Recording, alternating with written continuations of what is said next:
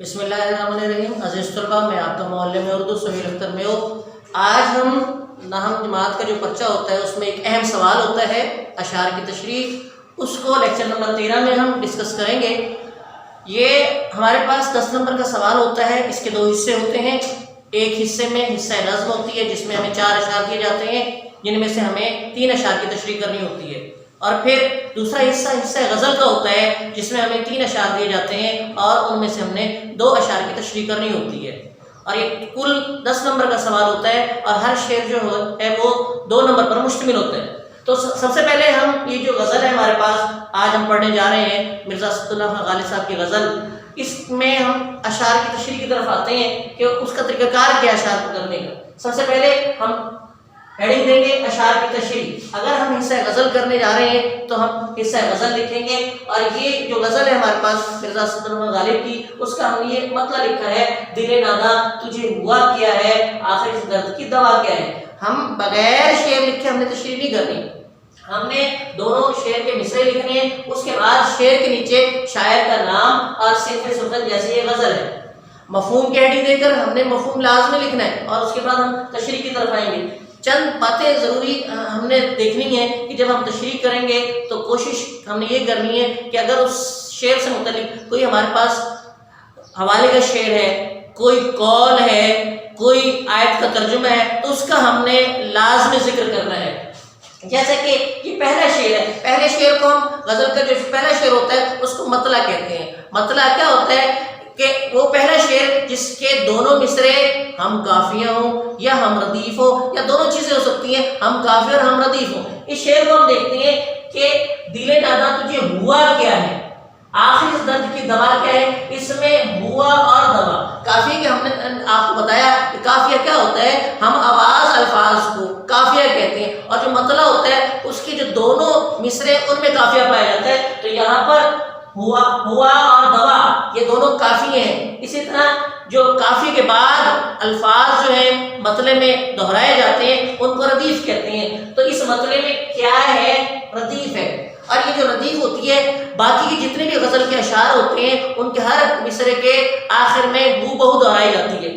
تو اس شعر کی طرف آتے ہیں: دل ناداں تجھے ہوا کیا ہے، آخر اس درد کی دوا کیا ہے. تو شاعر اسداللہ خان غالب یہ ابتدائی کیفیات ہیں عشق مجازی میں کہ جب انسان کسی چہرے کو دیکھتا ہے اور وہ چہرہ اسے کشش کرتا ہے، اسے ایک شعائیں اس میں سے نکلتی ہوئی محسوس ہوتی ہیں، اسے ایک اٹریکشن ہوتی ہے، تو اس کا دل کرتا ہے کہ بس اسے دیکھتا رہے، اسے بار بار ملنے کی کوشش کرے. کیونکہ یہ وہ دور ہے جب میڈیا نہیں تھا، جب موبائل فون نہیں تھا، محبوب سے ملنے کے کوئی ایسے ذرائع نہیں تھے. تو یہ اس دور کی یہ غزل ہے. تو اس دور میں جب ملاقات نہیں ہو سکتی تھی تو جو عاشق ہوتا تھا وہ محبوب سے ملنے کے لیے بے چین ہوتا تھا، بے قرار ہوتا تھا، اس کی تڑپ بڑھ جاتی تھی. اب وہ اسی بات کا اپنے دل سے سمجھا رہے ہیں کہ اے دل ناداں، اے نادان دل، اے بے وقوف دل، جس راستے میں تم چل نکلے ہو یہ تباہی و بربادی کا راستہ ہے.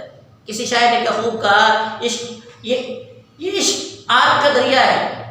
یعنی اس کو آسان نہیں سمجھنا اور اس کو ڈوب کر جانا ہے تم نے، تو اس میں تباہی و بربادی ہے. سمجھا رہے ہیں کہ اے دل تم خود ہی بتاؤ یہ جو کیفیات جن سے تم دو چار ہو، جن تکلیفوں سے تم نے گزرنا چاہ رہے ہو، دیکھو اس سے نکلنے کا کوئی راستہ ہے. جیسا کہ میر تقی میر نے کہا تھا: مریض عشق پہ رحمت خدا کی، مرض بڑھتا گیا جو دوا کی. اس کا علاج کیا ہے؟ اس کا ایک ہی علاج ہے، وہ ہے نظر یار، قرب یار، وصل یار.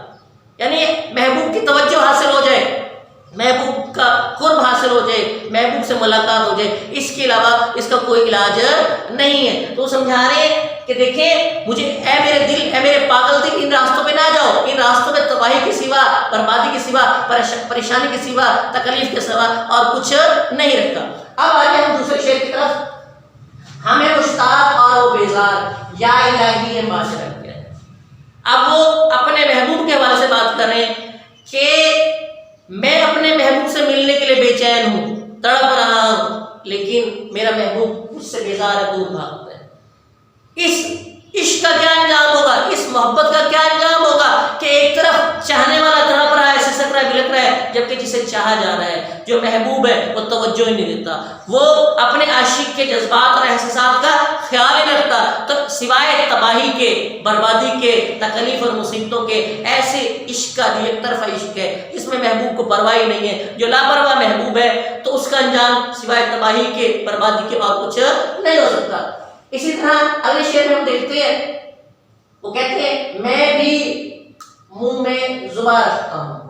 شاعر اپنے محبوب سے گلہ کرنے جا رہے ہیں کہ میں بھی منہ میں زباں رکھتا ہوں، کاش پوچھو کہ مدعا کیا ہے، مقصد کیا ہے، کہ میرا محبوب جب محفل میں آتا ہے وہ سب سے ان کا حال احوال پوچھتا ہے، سب سے ملتا ہے، ان سے ہنس کے باتیں کرتا ہے، ان کی خیریت پوچھتا ہے، لیکن میری طرف توجہ نہیں دیتا، اور اگر میرا حال وہ پوچھتا بھی ہے تو غیروں سے پوچھتا ہے۔ اور یہ ایک دستور ہے، جب کسی کے بارے میں کسی سے پوچھا جاتا ہے، بہت سے رقیب ہوتے ہیں، مخالف ہوتے ہیں، وہ باتیں بڑھا چڑھا کر بیان کرتے ہیں، الٹا متنفر کرتے ہیں، تو شاعر اسی لیے کہتے ہیں کہ میں بھی بول سکتا ہوں، زبان رکھتا ہوں، اگر مجھ سے میرا حال پوچھنا ہے تو مجھ سے پوچھا جائے، میرے بارے میں لوگوں سے نہ پوچھا جائے۔ اسی طرح کسی شاعر نے کیا خوب کہا، غیروں سے کہا تم نے، غیروں سے سنا تم نے، کچھ ہم سے کہا ہوتا، کچھ ہم سے سنا ہوتا۔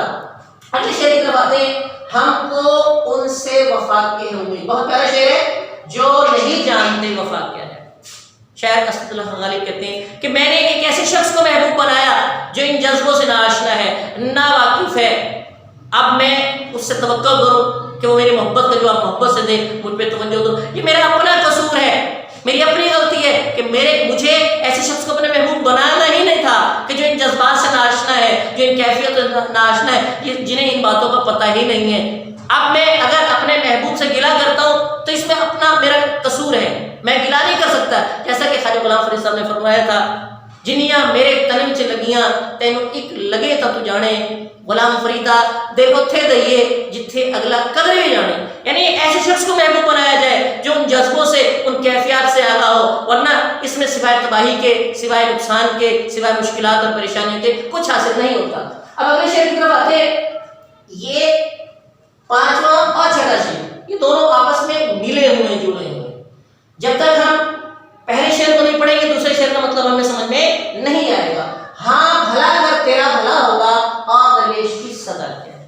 شاعر اپنے محبوب کو یہ سمجھانا چاہتے ہیں کہ دیکھو فقیر جو تنگ دست ہوتا ہے، اگر کوئی اس کی مدد کرتا ہے تو وہ بدلے میں دعا دیتا ہے کہ میرا بھلا کرو، اللہ تمہارا بھلا کرے گا۔ وہ ان عاشقوں کی طرف اشارہ کر رہے ہیں جو صرف باتیں کرتے ہیں، جو دعوے کرتے ہیں جھوٹے، جو تعریفیں کرتے ہیں، محبوب کی خوش آمدید کرتے ہیں، وہ کہتے ہیں جب وقت آئے گا اے میرے محبوب ایسے لوگ چھوڑ کر چلا جائیں گے، وہ صرف دعا کے سوا کچھ نہیں کر سکتے۔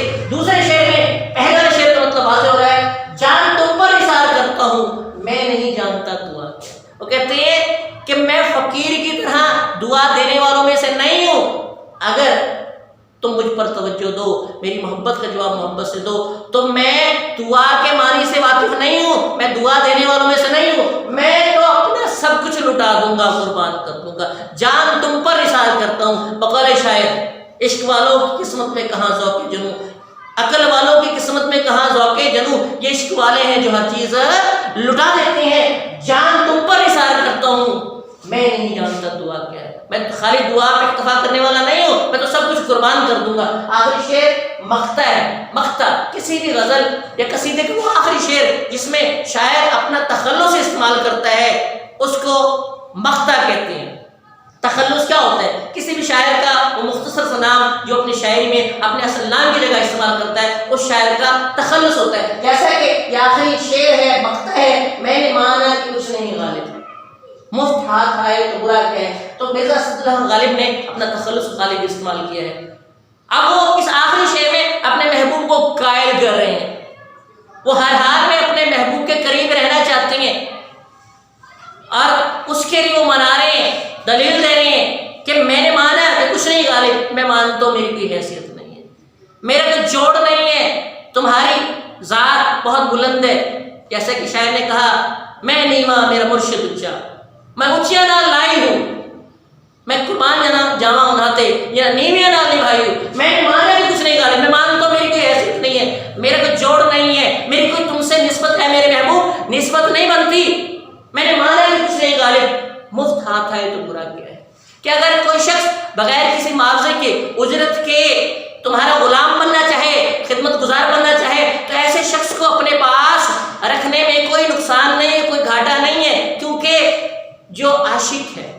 ہر حال میں محبوب کی صحبت کا خواہاں ہے، کیونکہ اسے محبوب کی نظر چاہیے، محبوب کا قرب چاہیے، محبوب کا وصل چاہیے، اور اس کے لیے وہ بار بار اپنے محبوب کو قائل کر رہے ہیں کہ اس میں کوئی نقصان نہیں ہے، میں تم سے کوئی معاوضہ طلب نہیں کر رہا، کوئی اجرت نہیں مانگ رہا، مجھے اپنا غلام بنا لو۔ جیسا کہ شاعر نے کہا، میں بے وقت و بے مایہ ہوں، تیری محفل میں چلا آیا ہوں، میں بے وقت ہوں، میری کوئی حیثیت نہیں ہے، میری کوئی قیمت نہیں ہے، میں بے وقت و بے مایہ ہوں، تیری محفل میں چلا آیا ہوں، تیری قربت میں کٹے جو چند پل، جیسے ایک عمر گزار آیا ہوں۔ تو انہیں خیالات کے ساتھ اس مقطع میں غالبی کہتے ہیں کہ اے میرے محبوب، تم مجھے اپنے پاس رکھ لو، تمہیں کوئی نقصان نہیں ہوگا، کوئی تکلیف نہیں ہوگا، بلکہ مفت میں ایک خدمت کرنے والا، ایک خادم، ایک غلام مل جائے گا، جبکہ شاعر کو اپنے محبوب کا قرب حاصل ہو جائے گا۔ والسلام۔